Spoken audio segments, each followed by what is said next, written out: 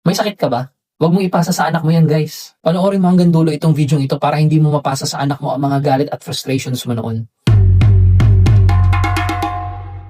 New day guys, new parenting content na naman ang pag-uusapan natin. Kung bata ka pag sasaktan ka ng bonggang-bongga, na na-trauma ka, meron ka ba na experience na unhealed pain or kaya naman unmet needs na ngayon ay naibabaling mo sa anak mo?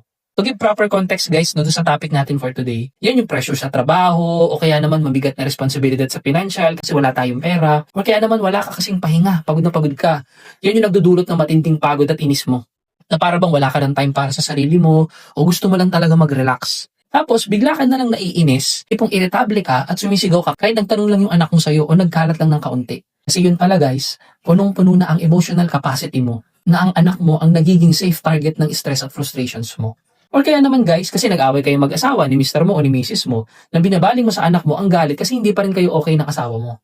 O doon naman talaga tayo sa mas malalalim na dahilan guys. Ayun yung hindi ka napapakinggan noon ng mga magulang mo. Feeling mo walang nagmamahal sa'yo noong bata ka pa kasi maybe broken family kayo. Kaya naman sobrang strict na pagdidisiplina sa'yo noon o sobrang taas ng standards ng mga magulang mo noon. Na bilang resulta, ngayon, kapag nagsisinungaling yung anak mo, ang reaksyon mo sobrang galit ka dahil naalala mo yung kahihiyan na naramdaman mo noong bata ka pa. Or kaya naman, masyado kang bantay sarado doon sa grades ng anak mo tsaka sa behavior niya both in public and private. Kasi guys, ang sakit na hindi naayos noon, hindi lang pala yan nasa'yo. Yan definitely ang magiging parenting style na ibibigay mo sa anak mo.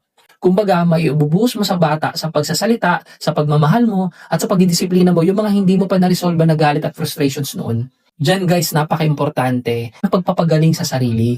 Yan kasi guys, ang pinakamalaking regalo na maibibigay mo sa anak mo. Dati guys, no, kapag nagtatantrums yung anak ko, sumisigaw at nagagalit agad ako. Pero sa reflection ko ngayon guys, hindi pala siya ang kinagagalitan ko. Ang nagtitrigger pala ay yung sakit na naramdaman ko nung bata pa ako. Yung pakiramdam ko na hindi ako pinapakinggan, na para bang wala nagmahal sa akin kasi broken family kami guys na hindi ako validated. Diyan pala lumalabas ang galit ko kasi meron pa palang hindi gumagaling sa sugat sa sarili ko.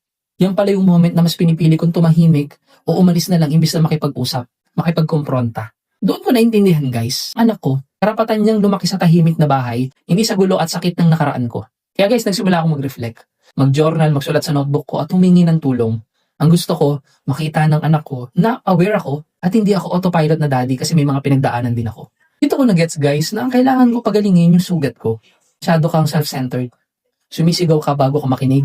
Tumatahimik ka imbis na kumonekta o mag-reconcile. Masyadong natitrigger ka kapag nagpapasaway ang anak mo kahit sa mga maliliit na bagay. Tandaan natin guys, hindi tayo galit sa anak natin. Galit tayo sa sugat na hindi pa rin gumagaling hanggang ngayon. Kailangan ka ng anak mo ngayon, pero hindi mo kailangan maging perfect. Ang pagpapagaling ay nangangahulugang pinipili mong tapusin ang sakit sa'yo at isinusulat mo ang bagay